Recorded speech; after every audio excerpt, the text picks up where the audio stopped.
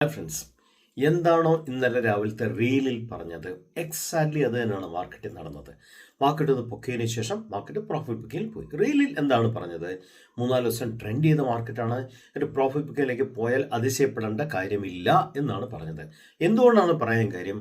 അവിടാണ് chart reading നമ്മൾ expertise ചെയ്യണമെന്ന് പറയാൻ കാര്യം. ചാർട്ട് റീഡിംഗ് എക്സ്പെർട്ടൈസ് ചെയ്യേണ്ടത് പല രീതിയിലാണ്. ഒന്ന്, ക്യാൻഡിൽസിൻ്റെ movement; 2, immediate resistance area; 3, main റിവേഷൻ്റെ ചാൻസുകൾ.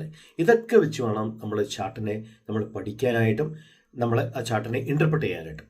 ഇതിൻ്റെ ബേസിലാണ് ഞാൻ ഇന്നലെ സൂചിപ്പിച്ചത്, യെസ്, മാർക്കറ്റ് ഒരു പ്രോഫിറ്റിൽ പോയാൽ അതിശയപ്പെടേണ്ട കാര്യമില്ല.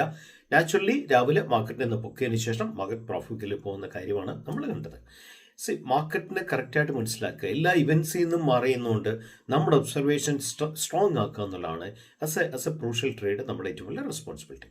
രണ്ടാമത്തെ കാര്യം, ഞാൻ ഓൾറെഡി പറഞ്ഞല്ലോ, യൂട്യൂബിൽ നമ്മുടെ വീഡിയോസ് 2 സ്റ്റാർട്ട് ചെയ്തിട്ടുണ്ട്. ഇന്ന് വരാൻ പോകുന്ന വീഡിയോ, രാത്രി 8 മണിക്ക് വരാൻ പോകുന്ന വീഡിയോ എന്ന് വെച്ചാൽ ബേസിക്കലി താങ്കൾ ബ്രേക്ക്ഔട്ട് ട്രേഡിൽ കണ്ടിന്യൂസ് ആയിട്ട് ചെയ്യുന്ന വ്യക്തിയാണോ, കൂടുതലും പരാജയമാണോ, എന്തുകൊണ്ട് പരാജയപ്പെടുന്നു, എന്തെല്ലാം കാര്യങ്ങൾ ശ്രദ്ധിക്കണം, പിന്നെ ഒരു സ്റ്റോക്ക് എങ്ങനെയാണ് ബ്രേക്ക്ഔട്ട്സ് വർക്ക് ചെയ്യുന്നതിനെ കുറിച്ചുള്ള ഡീറ്റെയിലും കൂടെ കാണിച്ചിട്ടുണ്ട് രണ്ടാമത്തെ കാര്യമായിട്ട്. തീർച്ചയായും വീഡിയോ കാണുക, കാര്യങ്ങൾ മനസ്സിലാക്കുക.